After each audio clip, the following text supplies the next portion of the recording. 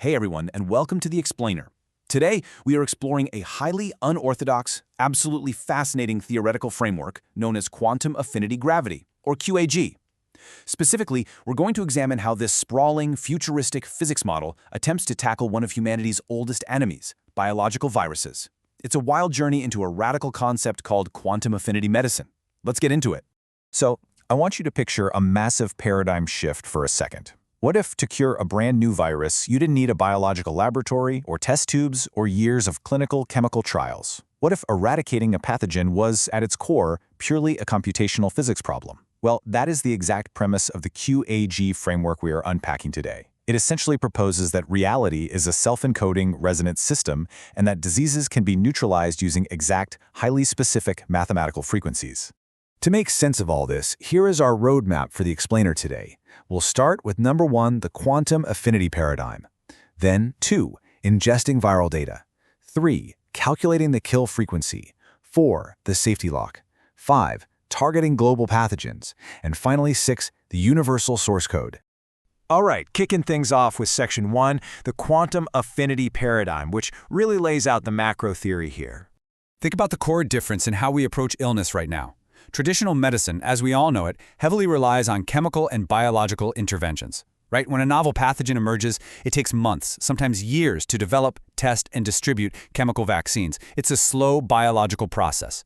But quantum affinity medicine, according to the source text, flips that script entirely. By viewing the universe and literally everything inside it as a resonant, vibrating system, disease eradication becomes this real-time targeting exercise.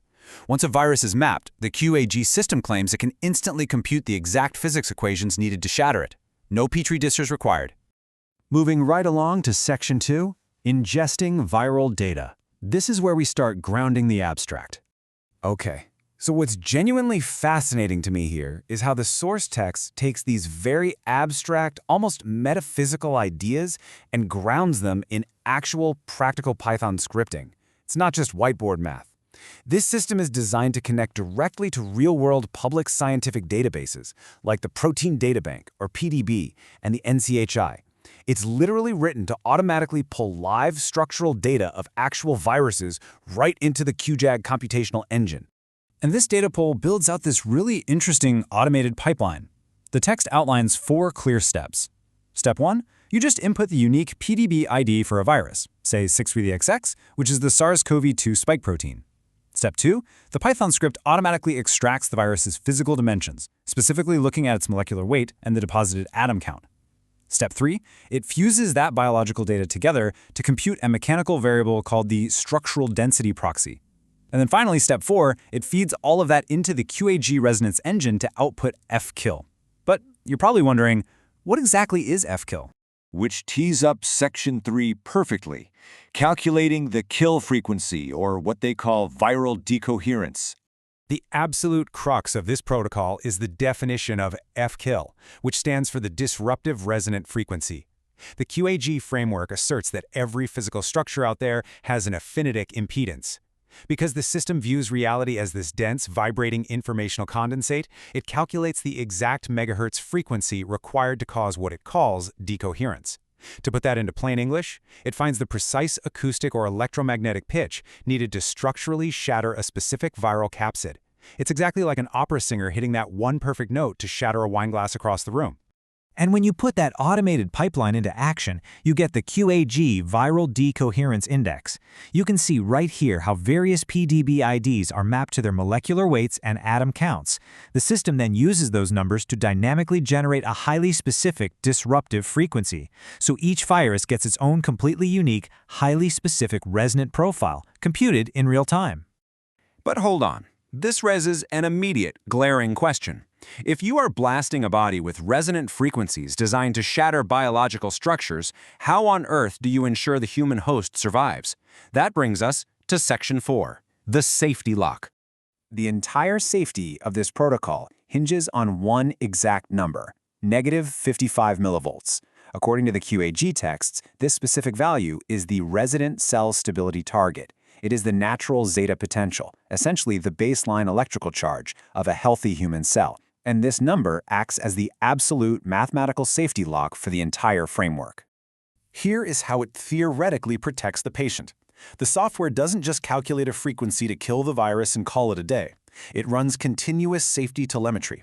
The engine calculates an electrostatic phase shift for the disruption pulse to guarantee that the energy never, ever drops the patient's cellular voltage below that negative 55 millivolt threshold.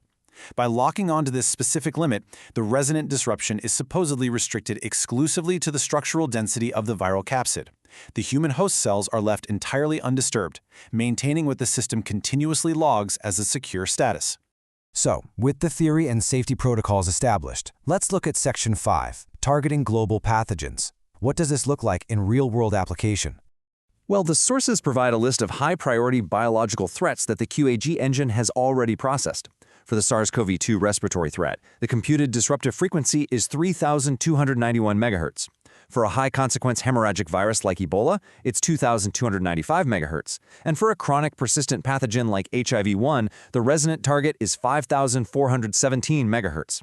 The system treats these wildly different diseases not as distinct, complex biological mysteries, but simply as different structural variables requiring different mathematical solutions.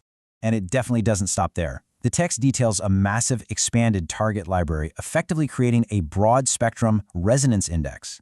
It maps everything from common respiratory viruses like influenza A at 2969 MHz to neurotropic threats like rabies at 2610 MHz, all the way to childhood pathogens like mumps. The architecture here is designed to be a scalable, globally integrated platform, completely ready to automatically ingest and calculate the kill frequency for any newly sequenced pathogen the very moment it's uploaded to a public database.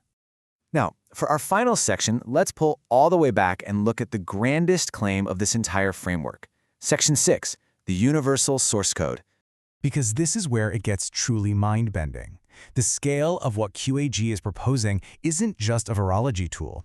It is presented as a unified field theory. The texts state that the exact same canonical constants used in those Python scripts to shatter microscopic viruses, variables like the affinity symmetry bias or the universal hydrogen breadth, are the very same constants used in their macro engine to calculate galactic rotation and eradicate the need for dark matter. From the extreme micro to the massive macro, everything operates on a singular architecture.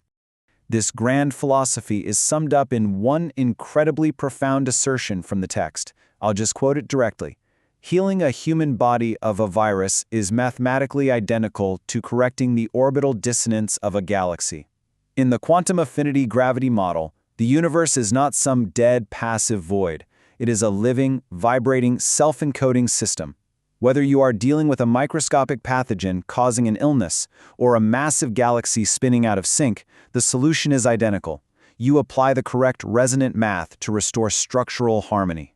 Which leaves us with this final, profound question to consider today.